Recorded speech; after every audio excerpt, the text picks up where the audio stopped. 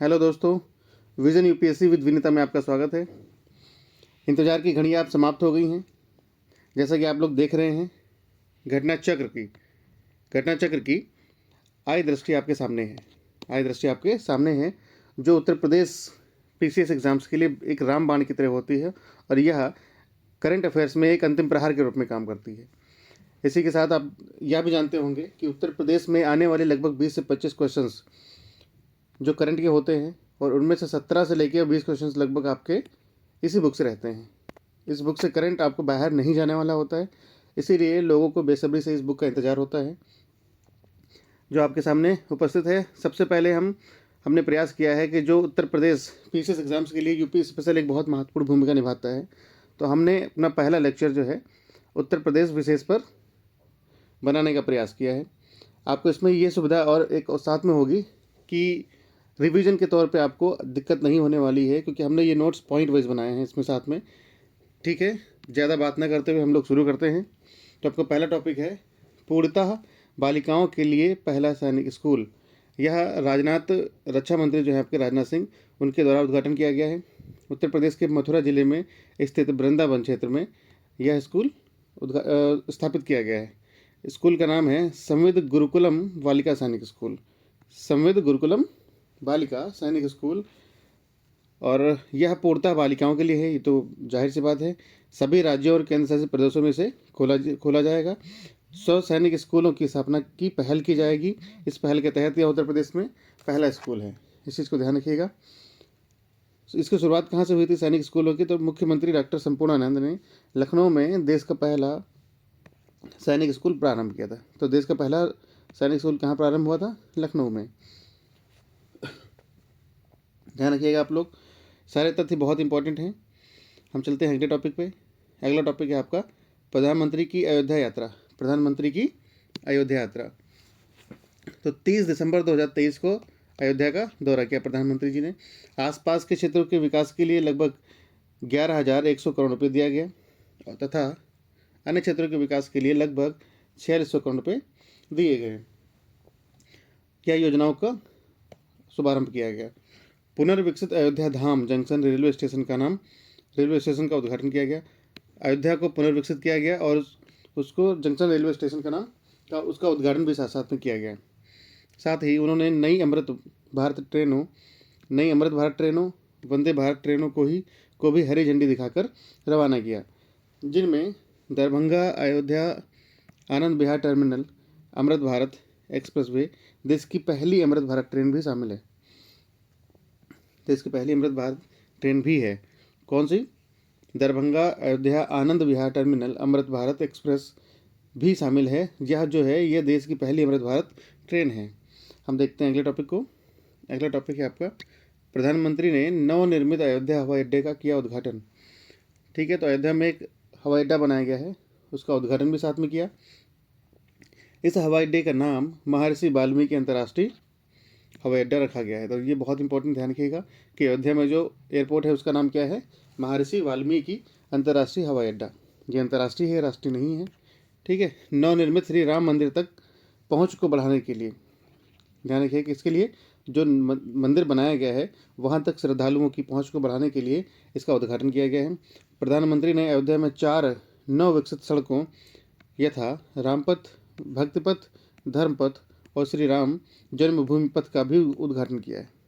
तो इन पथों का नाम भी आप याद रखिएगा कि इन चारों पथों ऑप्शन में आपके चारों पथों के नाम दे सकते हैं। उनमें से कुछ चेंजेस करके पूछ सकते हैं कि इनमें से कौन सा है या कौन सा नहीं है। तो आप क्लियरिटी के साथ में नामों को ध्यान में रखिएगा। यथा रामपथ है पहला, भक्तिपथ, धर्मपथ और श्री राम जन्मभूमि पथ। ठीक है, अगले टॉपिक पर चलते हैं हम लोग। काशी तमिल संगम, बहुत इंपॉर्टेंट टॉपिक है ये। 17 से 30 दिसंबर के बीच में 2023 तक काशी तमिल संगमम का आयोजन वाराणसी में किया गया। कहाँ पे किया गया? वाराणसी में। यह द्वितीय संस्करण था। काशी तमिल संगमम का यह द्वितीय संस्करण था और प्रथम काशी तमिल संगमम जो है 2022 में आयोजित किया गया था। उद्घाटन प्रधानमंत्री नरेंद्र मोदी द्वारा किया गया। ध्यान रखिएगा, अपने प्राइम मिनिस्टर द्वारा उद्घाटन किया गया। इस अवसर पर प्रधानमंत्री ने तिरुकुरल, मणिमेखलाई और अन्य उत्कृष्ट तमिल साहित्य का बहुभाषा और ब्रेल अनुवाद जारी किया। ब्रेल भी है, ध्यान रखिएगा, ब्रेल अनुवाद भी जारी किया। इस अवसर पर कन्याकुमारी वाराणसी तमिल संगमम ट्रेन को हरी झंडी दिखाकर रवाना किया गया। कन्याकुमारी तमिल वाराणसी तमिल संगमम, ठीक है, तो एक ट्रेन को भी हरी झंडी दिखाई गई, उसका नाम है कन्याकुमारी वाराणसी तमिल संगमम। अगला पॉइंट देखते हैं, आयोजन केंद्रीय शिक्षा मंत्रालय द्वारा किया गया था। इसका आयोजन शिक्षा मंत्रालय द्वारा, ये इंपॉर्टेंट पॉइंट है। अन्य मंत्रालय यथा संस्कृति, कपड़ा, रेलवे, पर्यटन, खाद्य प्रसंस्करण, सूचना और प्रसारण मंत्रालय आदि के द्वारा इसका आयोजन किया गया था।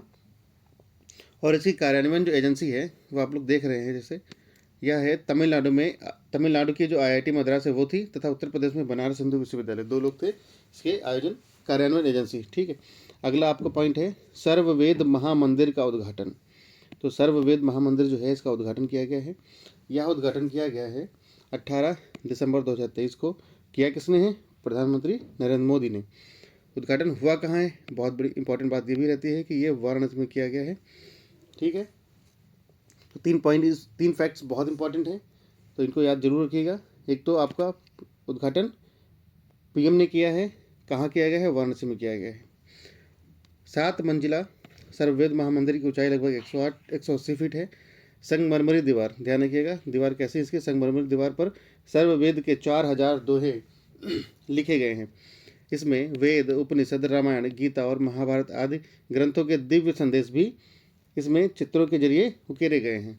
सर्ववेद महामंदिर महर्षि सदाफल देव की शिक्षाओं एवं उनके उपदेशों का प्रतीक है। तो किसकी शिक्षाओं उपदेशों का?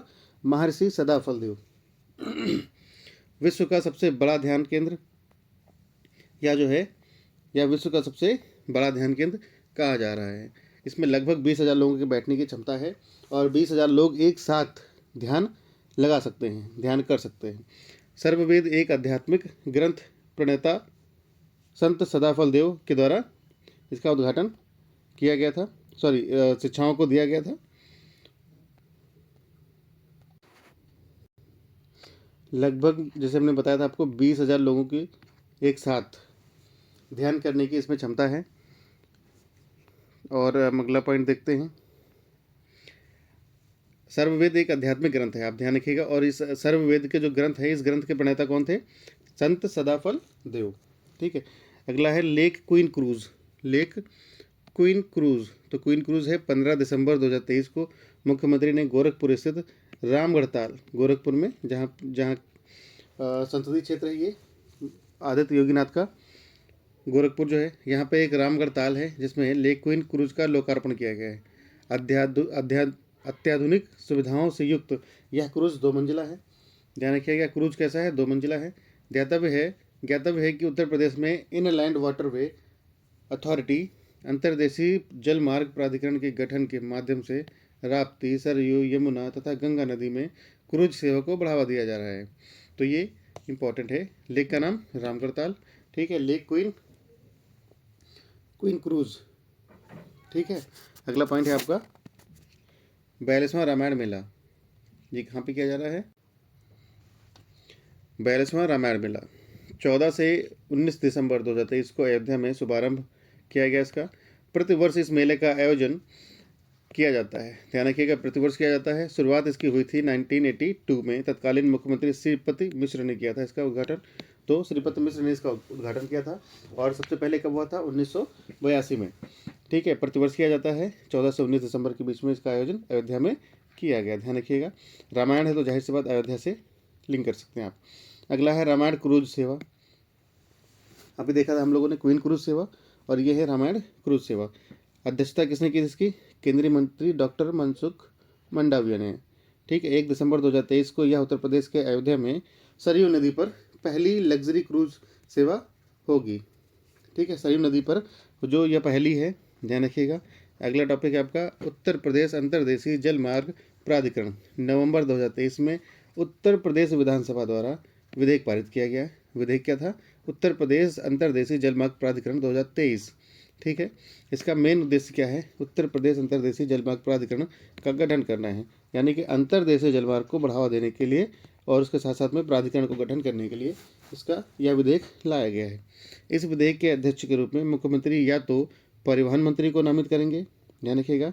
अध्यक्ष के रूप में मुख्यमंत्री होंगे या परिवहन मंत्री होंगे, या अंतर्देशीय जल मार्ग, पोत परिवहन एवं नेविगेशन, पत्तन एवं समुद्री मामलों से संबंधित विषयों में विशेषज्ञता रखने वाले व्यक्तियों में से किसी एक को नियुक्त करेंगे।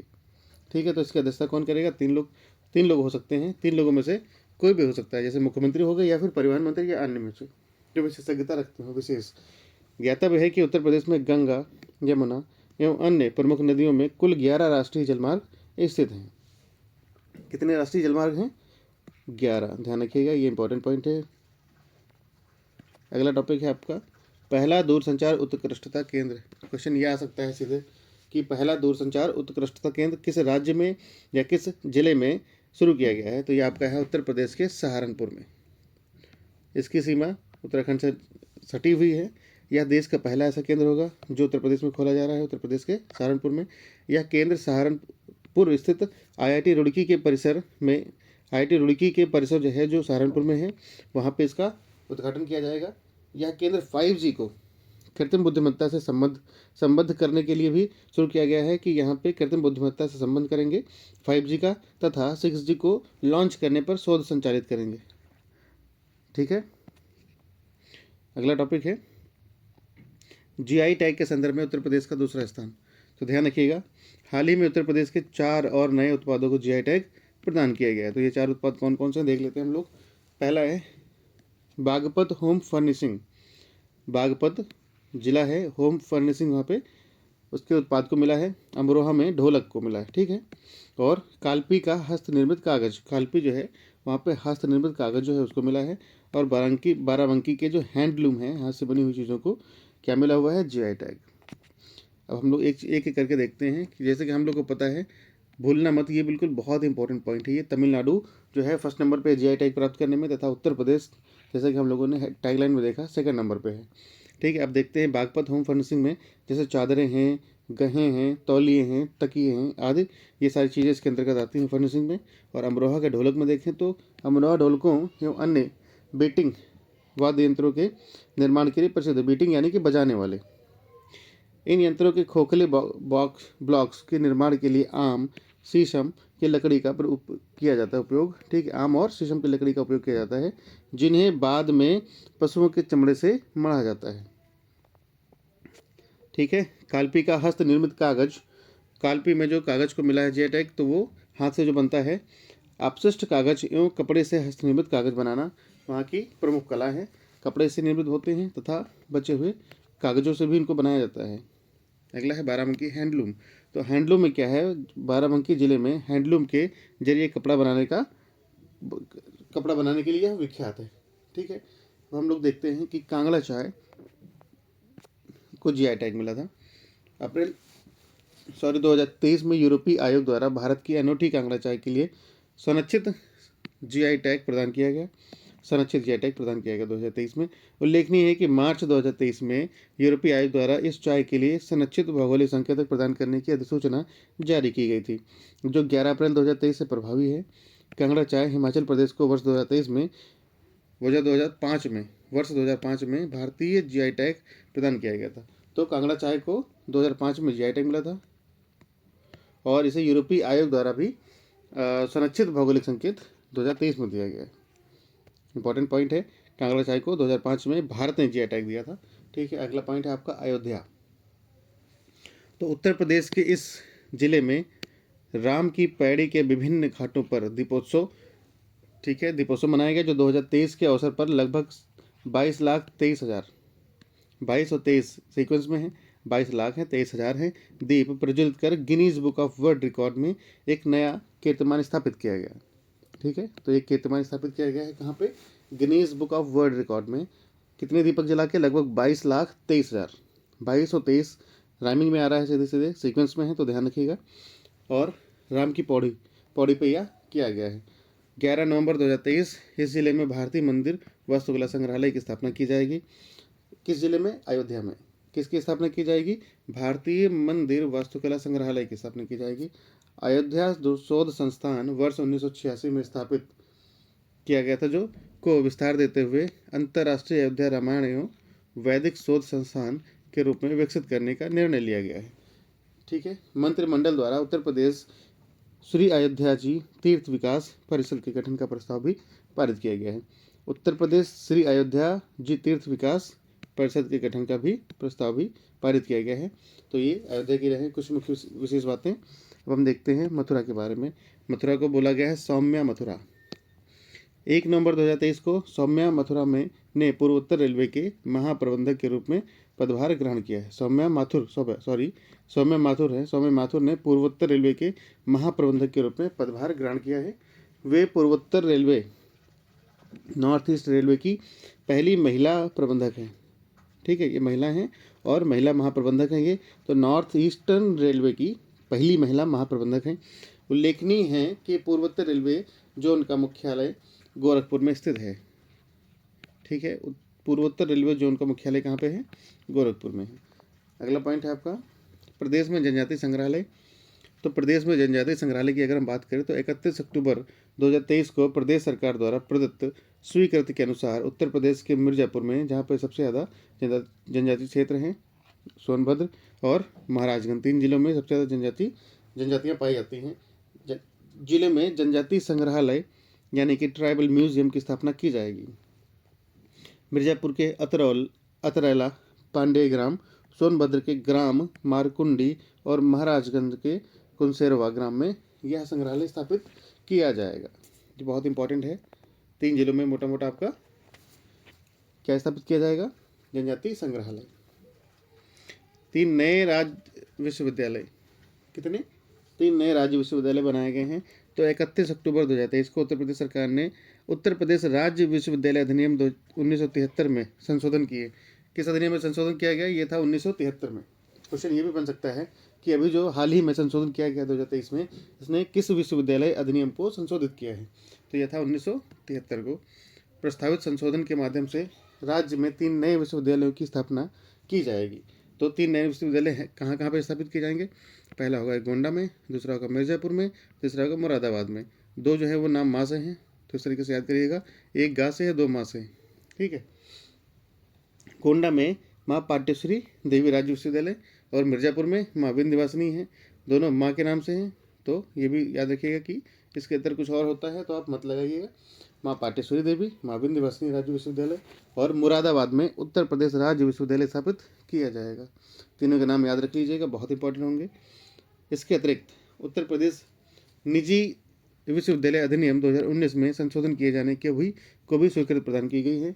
इस संशोधन के माध्यम से मथुरा में SKS अंतर्राष्ट्रीय विश्वविद्यालय स्थापित किया जाएगा। मथुरा में SKS, ठीक है, विश्वविद्यालय है। 4 नए निजी विश्वविद्यालय देख लेते हैं इनको भी। 4 नए निजी विश्वविद्यालय कौन कौन से हैं? 10 नवंबर 2023 को मुख्य सचिव दुर्गा शंकर मिश्र की अध्यक्षता में गठित एक उच्च स्तरीय समिति ने प्रदेश में 4 नए निजी विश्वविद्यालयों की स्थापना को मंजूरी प्रदान की है। 4 नए विश्वविद्यालय कौन कौन से हैं? पहला है KD विश्वविद्यालय मथुरा, गांधी विश्वविद्यालय झांसी और अजय कुमार गर्ग विश्वविद्यालय गाजियाबाद। अजय कुमार गर्ग विश्वविद्यालय गाजियाबाद।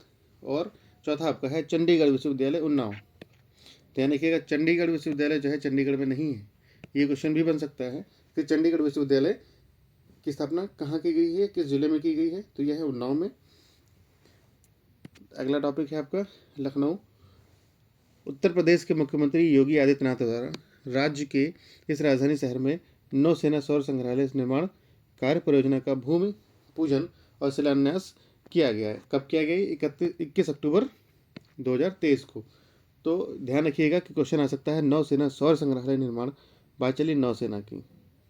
सौर संग्रहालय का निर्माण कहाँ किया गया है? तो ये किया गया है आपका लखनऊ में। यह संग्रहालय आदि गंगा गोमती नदी के तट पर बनाया जा रहा है। तो लखनऊ में आपको पता है कौन सी रिवर है? गोमती। ठीक है, लखनऊ में बनाया जा रहा है। तो लखनऊ के किनारे क्या है? नौसेना सौर संग्रहालय का निर्माण किया जा रहा है। INS गोमती के किनारे है, तो INS गोमती को इस संग्रहालय का हिस्सा होगा जो उसको वहाँ पे रखा जाएगा।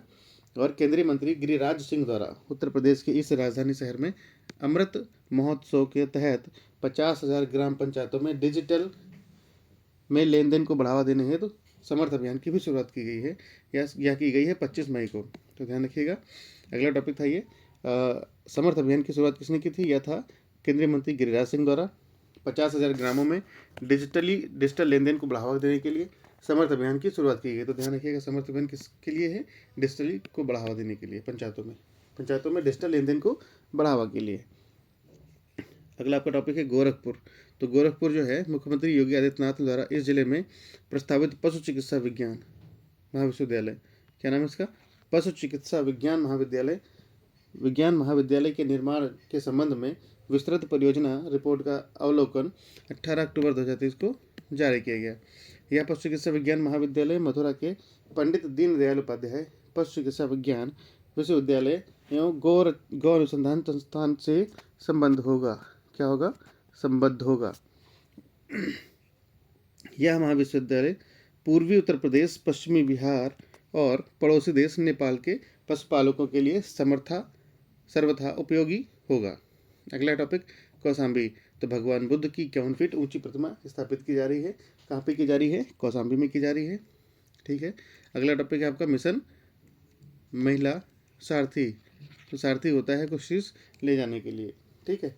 तो उत्तर प्रदेश के मुख्यमंत्री योगी आदित्यनाथ द्वारा अयोध्या जिले इस मिशन का शुभारंभ किया। अयोध्या जिले में इस मिशन का शुभारंभ किया गया।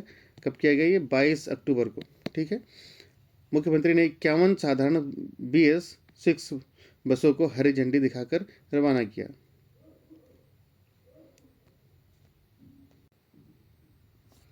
ठीक है, रवाना किया गया। कितनी बसों को? 51 साधारण BS6 वाली बसों को हरी झंडी दिखाकर रवाना किया और इस मिशन के प्रतीक का अनावरण किया। ठीक है। इसके साथ ही मिशन शक्ति के चौथे चरण के अंतर्गत शुरू किया गया इस मिशन को उत्तर प्रदेश राज्य सड़क परिवहन निगम की बसों में चालक और परिचालक जो होंगे वो महिलाएं होंगी। इसको पूर्णतः किसके द्वारा चलाया जाएगा? तो महिलाओं द्वारा चलाया जाएगा। 51 BS6 वाली बसें हैं जिन्हें महिलाओं के द्वारा संचालित किया जाएगा, जिसमें कंडक्टर और एक ड्राइवर जो होगा वो दोनों महिलाएं होंगी। ठीक है। अगला, और यह जो अभियान है मिशन महिला शक्ति सारथी, यह मिशन शक्ति अभियान के तहत चलाया जा रहा है। आनंदा डेयरी, अमेरिया पजोरा और BH एम्ब्रियोस के मध्य समझौता। किसके मध्य? आनंदा डेयरी, अमेरिया पजोरा और BH एम्ब्रियोस के मध्य समझौता किया गया है। तो उत्तर प्रदेश के मुख्यमंत्री योगी आदित्यनाथ और ब्राज़ील के राजदूत केनेथ नोब्रेगा की उपस्थिति में लखनऊ में इन तीनों कंपनियों के मध्य समझौता ज्ञापन हस्ताक्षरित हुआ है, जो किस तारीख को हुआ था? 9 नवंबर 2023 को किया गया था। इस समझौते ज्ञापन से उत्तर प्रदेश में दुधारू पशुओं के पोषण एवं प्रजनन में उपयोग की जाने वाली उन्नत तकनीक के माध्यम से दूध उत्पादन में वृद्धि का मार्ग प्रशस्त होगा। अमेरिया पजोरा और BH एम्ब्रियोज ब्राज़ील की 2 बड़ी कंपनियां हैं। ध्यान रखिएगा, कहाँ की दोनों कंपनियां हैं? ये हैं दोनों ब्राज़ील के। ठीक है। अगला टॉपिक है हर बच्चे के लिए हर अधिकार अभियान। उत्तर प्रदेश में छात्रों के लिए समान अवसर सुनिश्चित करने हेतु पावर एंजल और बाल संसद के नेतृत्व में इस अभियान की शुरुआत 18 नवंबर 2023 को की गई। इस अभियान का विषय लैंगिक समानता और देखभाल और समर्थन पर केंद्रित है। ध्यान रखिएगा। अगला टॉपिक है आपका पहला सोलर एक्सप्रेसवे। बुंदेलखंड एक्सप्रेसवे को उत्तर प्रदेश के पहले सोलर एक्सप्रेसवे के रूप में विकसित किया जाएगा। ध्यान रखिएगा, बहुत इंपॉर्टेंट क्वेश्चन है ये, बुंदेलखंड एक्सप्रेसवे को। ठीक है। नवंबर 2023 में शुरुआत हो चुकी है। इस एक्सप्रेसवे पर सार्वजनिक निधि भागीदारी यानी कि PPP मॉडल के तहत सरकार सोलर प्लांट्स की स्थापना करेगी, जिसके माध्यम से लगभग 550 मेगावाट सौर विद्युत उत्पादन का लक्ष्य निर्धारित किया गया है। कितना है? तो वह है आपका 550 मेगावाट। अगला टॉपिक है बरेली। परिषदीय विश्वविद्यालयों में स्मार्ट कक्षाओं के संचालन में उत्तर प्रदेश का पहला जिला बन गया है। स्मार्ट कक्षाओं के संचालन के लिए यानी कि एजुकेशन लेवल पे यह बरेली थोड़ा सा आगे चला गया है। उत्तर प्रदेश में इस शहर में नॉर्थ कॉरिडोर विकसित किया जाएगा। इसका निर्माण वाराणसी के काशी विश्वनाथ कॉरिडोर और अयोध्या के राम जन्मभूमि की तर्ज पर होगा।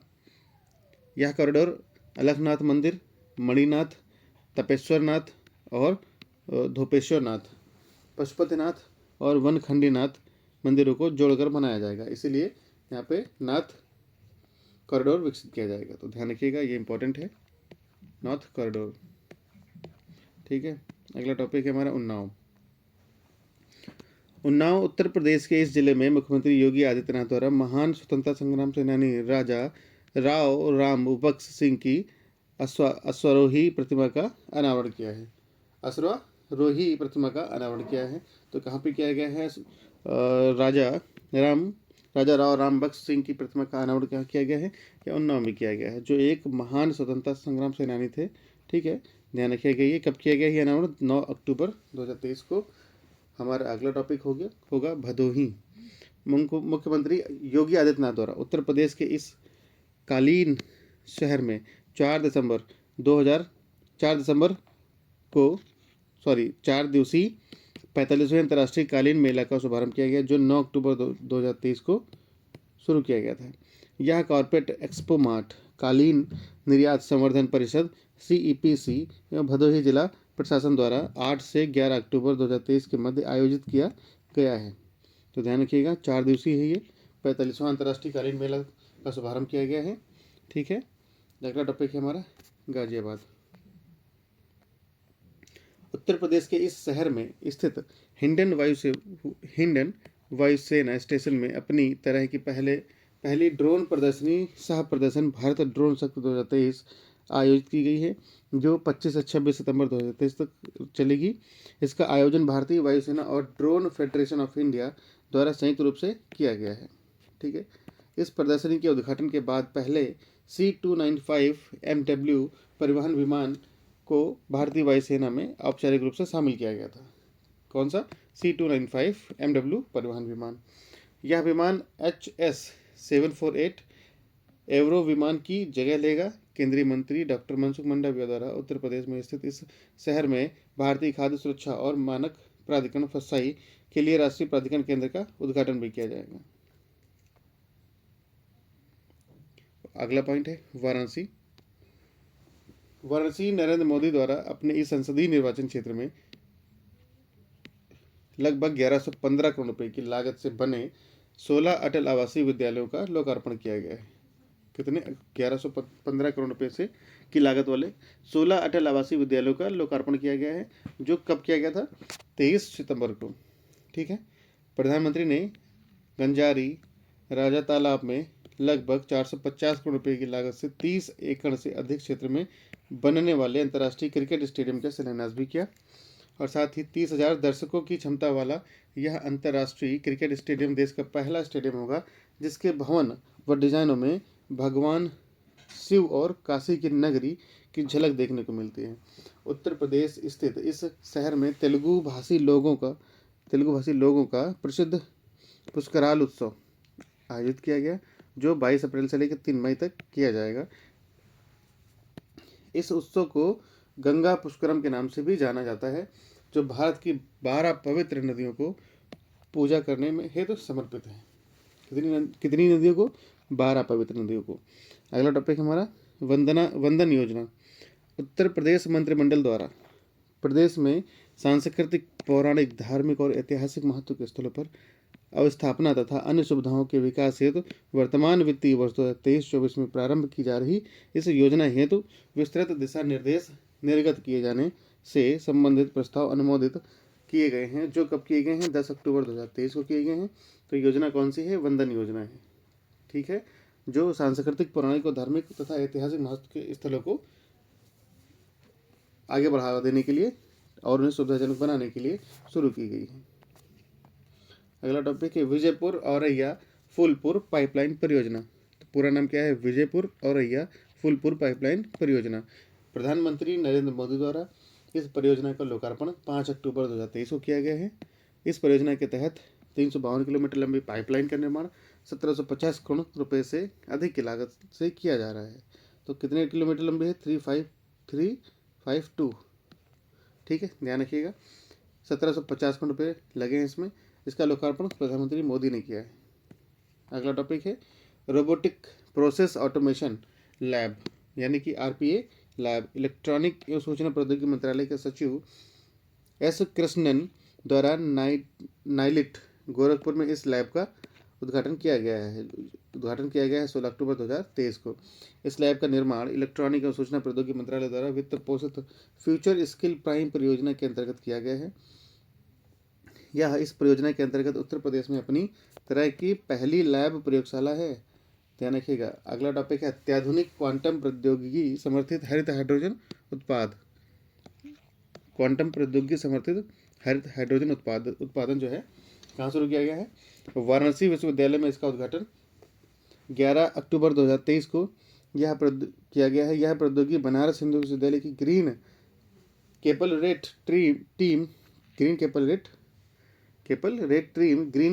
टीम द्वारा विकसित की गई है। अगला टॉपिक है आगरा। उत्तर प्रदेश मंत्रिमंडल द्वारा इस शहर में अंतर्राष्ट्रीय आलू अनुसंधान केंद्र की शाखा खोले जाने के प्रस्ताव को मंजूरी मिली है। तो क्वेश्चन आ सकता है कि अंतर्राष्ट्रीय आलू अनुसंधान केंद्र की शाखा कहाँ खोली गई है, ये खोलने की मंजूरी कहाँ दी गई है? तो ये है आपका आगरा में। अगला टॉपिक है हमारा प्रयागराज। उत्तर प्रदेश के इस शहर में वायुसेना दिवस परेड और वायु प्रदर्शन यानी कि फ्लाई पास्ट का आयोजन 8 अक्टूबर को किया गया। अगला है नंदिनी कृष्ण समृद्धि योजना। नंदिनी कृषक समृद्धि योजना तो उत्तर प्रदेश सरकार द्वारा राज्य में मवेशियों की नस्ल में सुधार, दूध उत्पादन बढ़ाने हेतु नंद बाबा मिशन के हिस्से के रूप में इस योजना की शुरुआत सितंबर 2023 को की गई। योजना के पहले चरण में सरकार 25 दुधारू गायों की 35 इकाइयाँ स्थापित करने वाले लाभार्थियों को सब्सिडी प्रदान करेगी। सब्सिडी 3 चरणों में दी जाएगी। गायों की खरीद पर और उनके संरक्षण के लिए तथा उनके रखरखाव के लिए 3 चरणों में दी जाएगी। ठीक है। आरंभिक चरण में यह योजना प्रदेश के 10 मंडल मुख्यालयों जैसे कि अयोध्या, गोरखपुर, वाराणसी, प्रयागराज, लखनऊ, कानपुर, झांसी, मेरठ, आगरा और बरेली में लागू की जाएगी। और झांसी, मेरठ, आगरा, बरेली में लागू की जाएगी, आपको पता ही है। 10 मंडल हैं टोटल। अगला पॉइंट है आपका आकांक्षी नगर योजना। आकांक्षी नगर योजना तो उत्तर प्रदेश मंत्रिमंडल द्वारा वित्तीय वर्ष 2023-24 में, ठीक है, इस योजना का प्रारंभ किया गया है, क्रियान्वयन किया जाएगा और इसके तहत दिशा निर्देशों को स्वीकृति प्रदान की जाएगी। जो कब किया गया है? ये 12 सितंबर 2023 को। इसका प्रमुख उद्देश्य जो है यह वर्तमान में संचालित सरकारी योजनाओं को नियोजित शहरी विकास हेतु अच्छे ढंग से लागू करते हुए त्वरित प्रगति एवं सतत विकास को प्राप्त करना इसका प्रमुख लक्ष्य है। ठीक है। अगला पॉइंट है आपका अंतर्राष्ट्रीय मंदिर कन्वेंशन एवं एक्सपो। 23 जुलाई वाराणसी में इसका आयोजन किया जाएगा। तो आयोजन कब किया जाएगा? 22 से 23 जुलाई 2023 को किया जाएगा। अंतर्राष्ट्रीय मंदिर कन्वेंशन एवं एक्सपो का कहाँ पे किया जाएगा? ये होगा आपका वाराणसी में। अगला टॉपिक है उत्तर प्रदेश शिक्षा सेवा चयन आयोग विधेयक 2023। उत्तर प्रदेश शिक्षा सेवा चयन आयोग विधेयक 2023। उत्तर प्रदेश मंत्रिमंडल द्वारा इस विधेयक का प्रारूप अनुमोदित किया गया। यह कब किया गया? 1 अगस्त 2023 को। इस विधेयक में उत्तर प्रदेश शिक्षा सेवा चयन आयोग का गठन का प्रस्ताव है। ठीक है। यह आयोग एक निगमित निकाय होगा जिसका मुख्यालय प्रयागराज में होगा। कहाँ पे होगा? प्रयागराज में।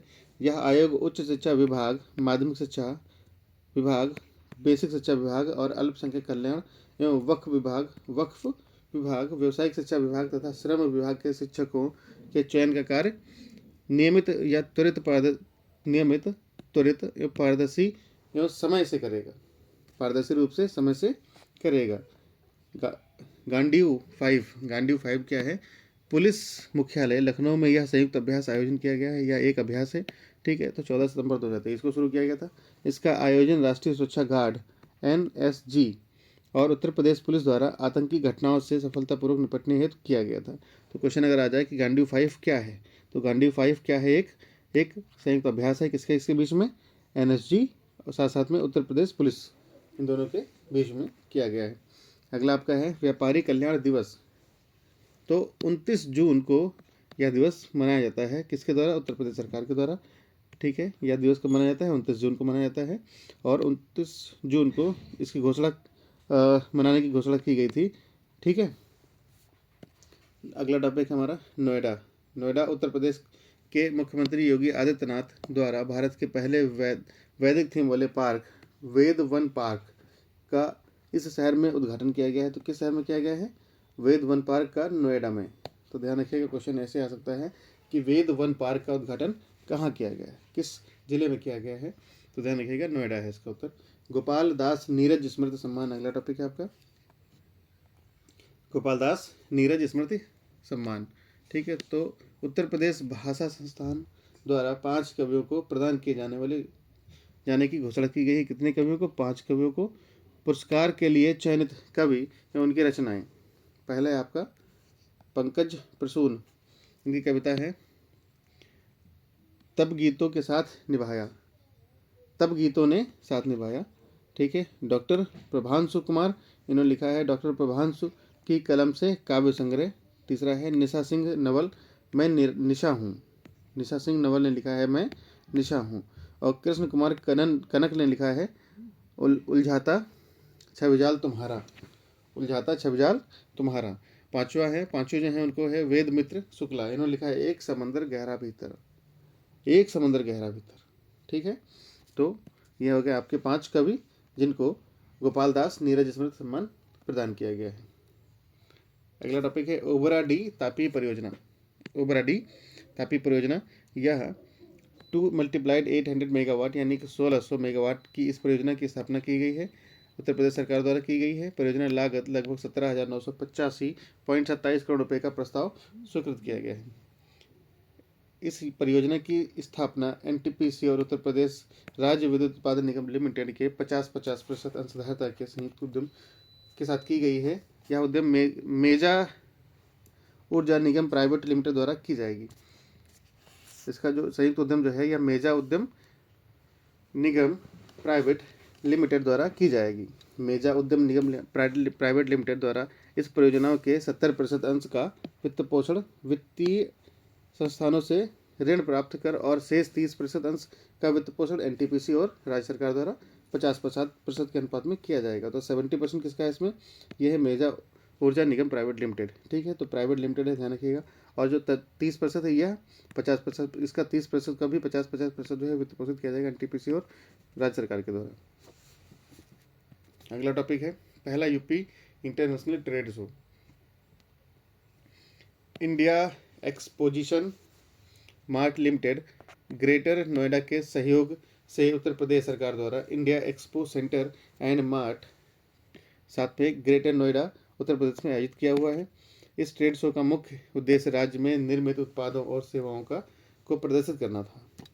ठीक है, अगला है उत्तर प्रदेश जगत गुरु राम भद्राचार्य दिव्यांग राज्य विश्वविद्यालय अध्यादेश पारित किया गया है। राम भद्राचार्य दिव्यांग राज्य विश्वविद्यालय उत्तर प्रदेश मंत्रिमंडल द्वारा इस अध्यादेश के आलेख को स्वीकृति प्रदान की गई है। इस आलेख में जगत गुरु राम भद्राचार्य दिव्यांग विश्वविद्यालय को राज्य विश्वविद्यालय के रूप में प्रतिष्ठापित करने का प्रावधान किया गया है। तो अब यह हो जाएगा राज्य विश्वविद्यालय। ठीक है, अगला है आपका ललितपुर एरिया। उत्तर प्रदेश सरकार द्वारा बुंदेलखंड में स्थित इस जिले में प्रदेश के पहले फार्मा पार्क की स्थापना की जाएगी। तो फार्मा पार्क पहला कहाँ पे होगा? ललितपुर में, जो झांसी के पास में है, ध्यान रखिएगा। अगला टॉपिक आजमगढ़। केंद्रीय मंत्री अमित शाह द्वारा उत्तर प्रदेश के इस जिले में हरिहरपुर संगीत विश्वविद्यालय का शिलान्यास, हरिहरपुर संगीत विश्वविद्यालय का शिलान्यास किया जाएगा। यह किया गया है 7 अप्रैल 2023 को। किया किसने है? अमित शाह द्वारा किया गया है। और पद्म विभूषण पंडित छन्नूलाल मिश्र, अंबिका मिश्र और डॉक्टर मनोज कुमार मिश्र जैसे कई राष्ट्रीय और अंतर्राष्ट्रीय ख्याति प्राप्त कलाकार हरिहरपुर घराना से संबंधित हैं। ध्यान रखिएगा, ये हरिहरपुर घराना से संबंधित जो कलाकार हैं वो हैं छन्नूलाल, अंबिका मिश्र और मनोज कुमार मिश्र। ठीक है, अगला है हमारा नंद बाबा दुग्ध मिशन योजना।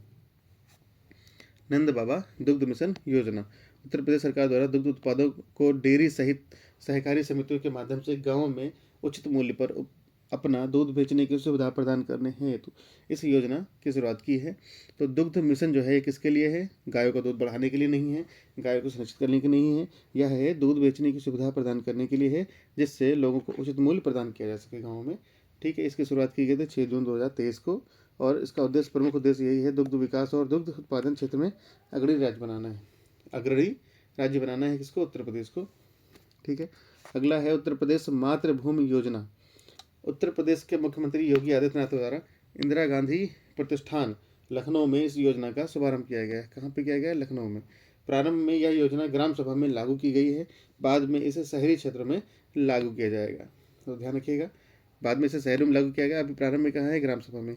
इस योजना अंतर्गत उत्तर प्रदेश के सभी मूल निवासी जो मौजूदा समय में देश या विश्व में कहीं भी रह रहे हैं और अपने गांव या क्षेत्र का विकास करने में सक्षम तथा इच्छुक हों, सहभागी बन सकते हैं। ठीक है, अगला टॉपिक है, अगला पॉइंट है इसमें, योजना अंतर्गत लोगों को विकास कार्य परियोजना की 60% धनराशि उपलब्ध करानी होगी, जबकि जमीन व लागत की 40% धनराशि राज्य सरकार द्वारा उपलब्ध कराई जाएगी। संबंधित विकास कार्य की शिला पट्टिका में दानदाता अपने पूर्वजों के सम्मान स्वरूप नामकरण कर सकते हैं, यस कर सकेंगे। अगला है, उत्तर प्रदेश सरकार दक्षिण कोरिया के ग्योंगसांगबुक डो प्रांत के मध्य समझौता, किसके मध्य? उत्तर प्रदेश सरकार और दक्षिण कोरिया के एक प्रांत है, उसका नाम है ग्योंगसांगबुक डो, पूरा नाम है ग्योंगसांगबुक डो के मध्य समझौता किया गया है। दोनों के मध्य समझौता ज्ञापन हस्ताक्षरित हुए हैं कब? 22 मई को। यह समझौता ज्ञापन प्रदेश के छात्रों को ग्योंगसांगबुक डो में स्थित विश्वविद्यालयों में पढ़ने हेतु प्रोत्साहित करने, साथ ही ग्योंगसांगबुक डो में स्थित कंपनियों को उत्तर प्रदेश में अपने व्यवसाय को बढ़ाने के लिए भी और इस प्रांत में स्थित कंपनियों में कार्य करने हैं तो उत्तर प्रदेश के कर्मियों के लिए कोरियाई भाषा की शिक्षा को प्रोत्साहित करने के लिए हस्ताक्षरित की गई है। यानी कि यहाँ पे कोरियाई भाषा भी सिखाई जाएगी, जिससे कि लोग यहाँ से जाके वहाँ पे उस कंपनियों में बेहतरीन तरीके से काम भी कर सके और रोजगार भी प्राप्त कर सके। अगला है आपका राष्ट्रीय जलवायु सम्मेलन।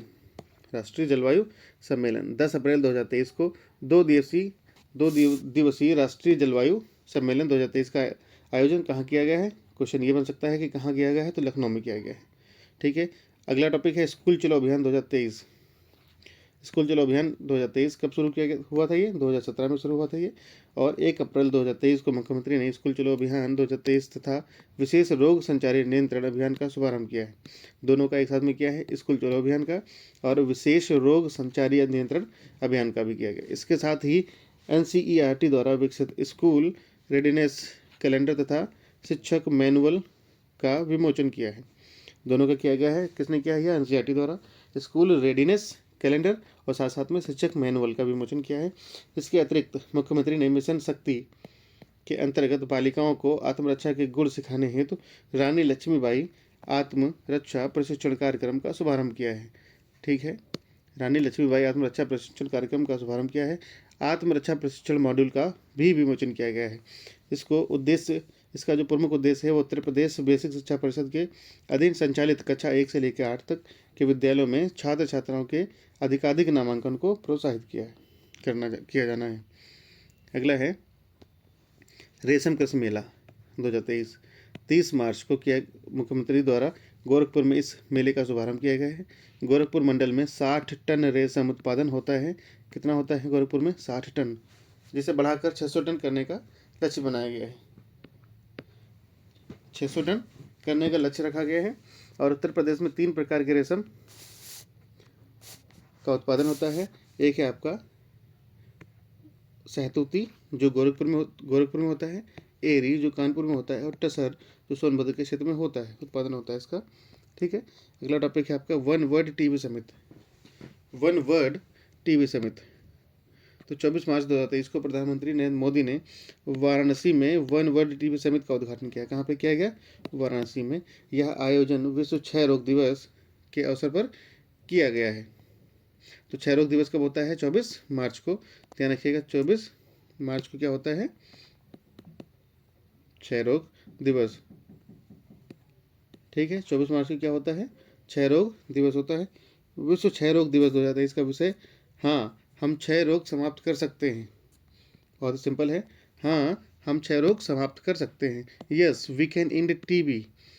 ठीक है, यस की क्या है? विषय है, थीम है इसकी। इस समिट का आयोजन केंद्रीय स्वास्थ्य एवं परिवार कल्याण मंत्रालय और स्टॉप टीबी पार्टनरशिप द्वारा किया गया है। तो स्वास्थ्य एवं परिवार कल्याण मंत्रालय, जाहिर सी बात है स्वास्थ्य की बात चल रही है, और साथ साथ में टीबी पार्टनरशिप द्वारा किया गया है, स्टॉप टीबी। इसके अतिरिक्त प्रधानमंत्री ने टीबी मुक्त पंचायत पहल का भी शुभारंभ किया है। टीबी मुक्त पंचायत पहल का भी शुभारंभ किया है। प्रधानमंत्री ने वाराणसी में राष्ट्रीय रोग नियंत्रण और उच्च नियंत्रण प्रयोगशाला केंद्र की आधारशिला रखी एवं metropolitan public health surveillance unit हेतु साइट का उद्घाटन भी किया।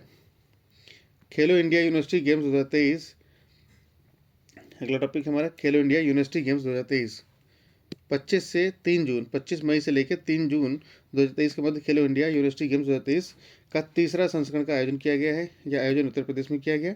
उत्तर प्रदेश में पहली बार खेलो इंडिया यूनिवर्सिटी गेम्स का आयोजन किया गया है, ध्यान रखिएगा। इसका आयोजन प्रदेश में 4 जिलों में किया गया है। तो कहाँ कहाँ पे देखते हैं, पहला है आपका लखनऊ, प्रदेश की राजधानी लखनऊ में, ठीक है, और सांस्कृतिक राजधानी वाराणसी में, ठीक है, और गोरखपुर एवं गौतम बुद्ध नगर में किया गया है। एशिया की सबसे बड़ी मल्टी प्रोडक्ट पेंट फैक्ट्री 5 मई 2023 को मुख्यमंत्री ने आभासी माध्यम से हरदोई के संडीला में, ध्यान रखिएगा, हरदोई के संडीला में एशिया की सबसे बड़ी मल्टी प्रोडक्ट पेंट्स फैक्ट्री का उद्घाटन किया है। यह पेंट फैक्ट्री बर्जे समूह की है। किसकी है? तो बर्जे समूह की यह पेंट फैक्ट्री है। कहाँ पे की गई? इसका हरदोई के संडीला में, ठीक है। और इसके पहले वाला आपको पता ही है कि 4 जगहों पे क्या किया गया है, यूनिवर्सिटी खेलो इंडिया यूनिवर्सिटी गेम पहली बार उत्तर प्रदेश में खेले गए हैं और यह तीसरा संस्करण था। साथ साथ में 4 जगह खेला जाएगा। कहाँ कहाँ पे आपने देख लिया, लखनऊ, वाराणसी और गोरखपुर और गौतम बुद्ध नगर, ठीक है। पेंट फैक्ट्री जो होगी वो हरदोई के संडीला में होगी, जो बर्जे समूह की है पेंट। अगला टॉपिक है हमारा उत्तर प्रदेश खेलो इंडिया 2023। मार्च 2023 में उत्तर प्रदेश मंत्रिमंडल द्वारा उत्तर प्रदेश खेल नीति 2023 को मंजूरी प्रदान की गई है। इस नीति से जुड़ी रणनीतियों एवं पहलुओं के प्रभावी कार्यान्वयन हेतु एक राज्य खेल प्राधिकरण की स्थापना की जाएगी। एक राज्य खेल प्राधिकरण की स्थापना की जाएगी। इस नीति के अंतर्गत खिलाड़ियों को 3 श्रेणियों, ग्रॉस रूट स्तर के खिलाड़ी, विकासात्मक स्तर के खिलाड़ी तथा उच्च स्तर के खिलाड़ी के रूप में वर्गीकृत किया जाएगा, ठीक है। राज्य सरकार द्वारा 10 करोड़ रुपए के प्रारंभिक कोष के साथ राज्य में खेलों के लिए उत्तर प्रदेश खेल विकास कोष बनाया जाएगा। नई खेल नीति में ई स्पोर्ट्स को भी शामिल किया गया है, ध्यान रखिएगा, इसमें ई स्पोर्ट्स भी शामिल किया गया है, जैसे ऑनलाइन गेमिंग वगैरह ऐसे करके। अगला है आपका कालिंजर महोत्सव। 17 फरवरी 2023 को मुख्यमंत्री योगी आदित्यनाथ ने बांदा जिले में कालिंजर महोत्सव का शुभारंभ किया। इस अवसर पर मुख्यमंत्री ने कालिंजर महोत्सव 2023 को राजकीय महोत्सव, किसके? राजकीय महोत्सव के रूप में मान्यता प्रदान करने की घोषणा दी है। अब यह कालिंजर महोत्सव जो है यह राजकीय महोत्सव हो जाएगा। अगला है हमारा एमिलिया कोडर गांव। उत्तर प्रदेश के बलरामपुर जिले के थारू आदिवासी वाले गांव में राज्य का पहला आदिवासी संग्रहालय थारू जनजाति संग्रहालय बनाया गया है, ठीक है। थारू जनजाति की जीवंत और विविध संस्कृति और जीवन शैली पर केंद्रित यह संग्रहालय 5.5 एकड़ में विस्तारित है।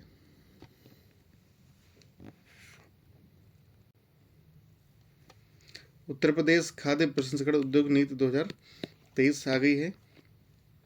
उत्तर प्रदेश खाद्य प्रसंस्करण उद्योग नीति 2023 है। 2 फरवरी यानी कि वेटलैंड दिवस के दिन 2 फरवरी को उत्तर प्रदेश मंत्रिमंडल ने उत्तर प्रदेश खाद्य प्रसंस्करण उद्योग नीति 2022 प्रख्यापित की गई 2022 होगी।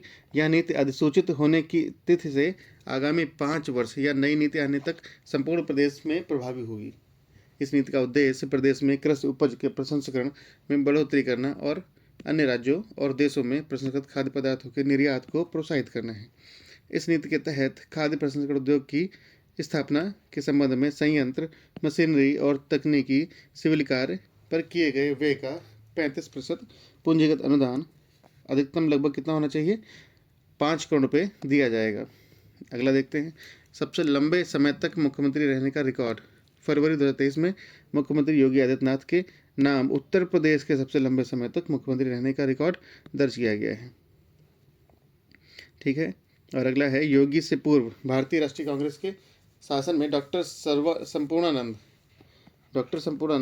5 वर्ष 345 दिन तक लगातार मुख्यमंत्री रहे हैं।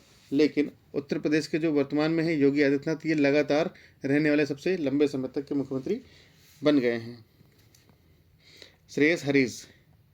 10 फरवरी 2023 को प्रधानमंत्री नरेंद्र मोदी ने लखनऊ में आयोजित उत्तर प्रदेश वैश्विक निवेशक सम्मेलन 2023 के दौरान सबसे युवा motor bike racer Shreyas Harish को सम्मानित किया।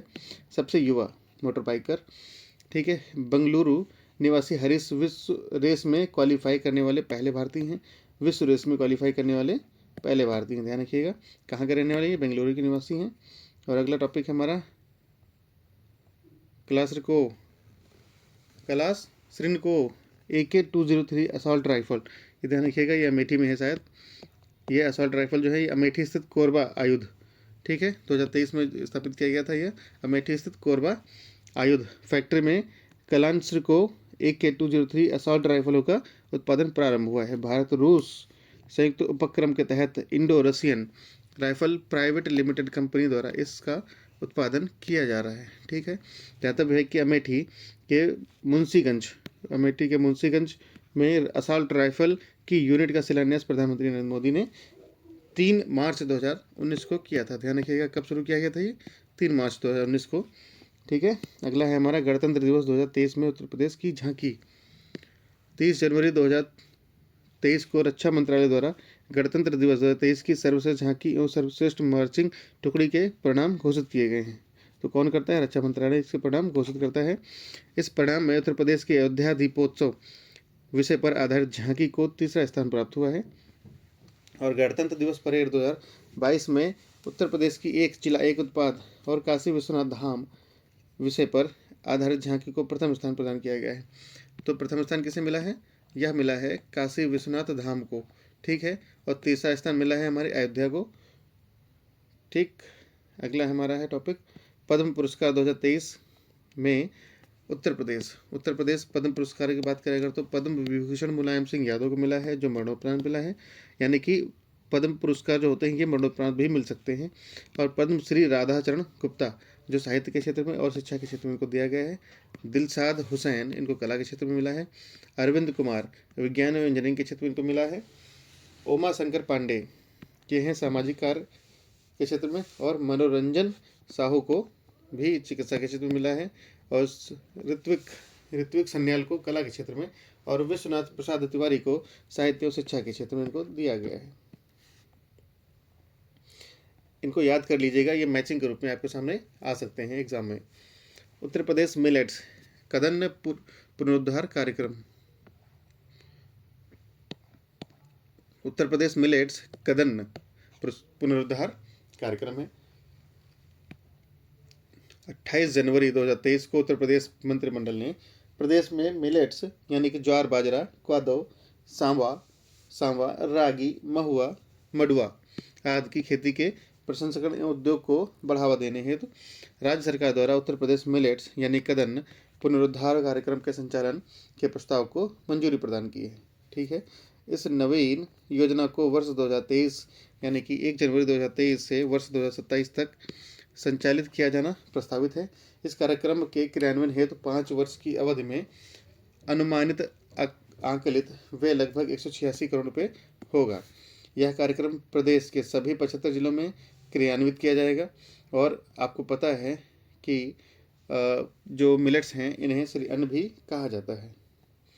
लक्ष्मण पुरस्कार, रानी लक्ष्मीबाई पुरस्कार, लक्ष्मण पुरस्कार और रानी लक्ष्मीबाई पुरस्कार, ठीक है। 24 जनवरी को उत्तर प्रदेश दिवस समारोह के अवसर पर उत्तर प्रदेश की राज्यपाल जो है आनंदीबेन पटेल और मुख्यमंत्री योगी आदित्यनाथ ने लक्ष्मण पुरस्कार, रानी लक्ष्मीबाई पुरस्कार 2020-21 और 2021-22 के पुरस्कार विजेताओं को पुरस्कार प्रदान किए हैं। 9 वर्ष 2020-21 और 2021-22 के लिए कुल 12 खिलाड़ियों को लक्ष्मण पुरस्कार और रानी लक्ष्मीबाई पुरस्कार से सम्मानित किया गया है। श्री रानी लक्ष्मीबाई पुरस्कार 2021 में नेहा कश्यप वुशु और ज्योति शुक्ला हैंडबॉल, ज्योति शुक्ला को हैंड बॉल के रूप में और नेहा कश्यप को वुशु के लिए रानी लक्ष्मीबाई पुरस्कार मिला है, ठीक है। अगला है लक्ष्मण पुरस्कार 2021 में राहुल सिंह को हॉकी के लिए और वेटनर वर्ग में, ठीक है। और मोहित यादव को कुश्ती में और जनार्दन सिंह यादव को कुश्ती वेटनर वर्ग में जो थे इनको भी मिला है। और रानी लक्ष्मीबाई पुरस्कार 2021-22 में तरुणा शर्मा को जूडो वेटनर वर्ग में और मनीषा भाटी को वुशु में, ठीक है। लक्ष्मण पुरस्कार भी देखा जाए तो 21-22 में मोहम्मद आरिफ को हॉकी वेटनर वर्ग में और राधे श्याम सिंह को एथलेटिक्स वेटनर वर्ग में, ठीक है। सुहास LY बैडमिंटन जो दिव्यांग वर्ग में है और दीपेंद्र सिंह इनको मिला है निशानेबाजी में जो दिव्यांग वर्ग में है, और विवेक चिकारा जो पैरा तीरंदाजी में है। ठीक है, अगला है आरोहिणी पहल प्रशिक्षण कार्यक्रम। आरोहिणी पहल प्रशिक्षण कार्यक्रम जनवरी 2023 में उत्तर प्रदेश सरकार ने राज्य के सभी 746 कस्तूरबा गांधी बालिका विद्यालय में लड़कियों की सुरक्षा के लिए आरोहिणी पहल प्रशिक्षण कार्यक्रम शुरू किया है।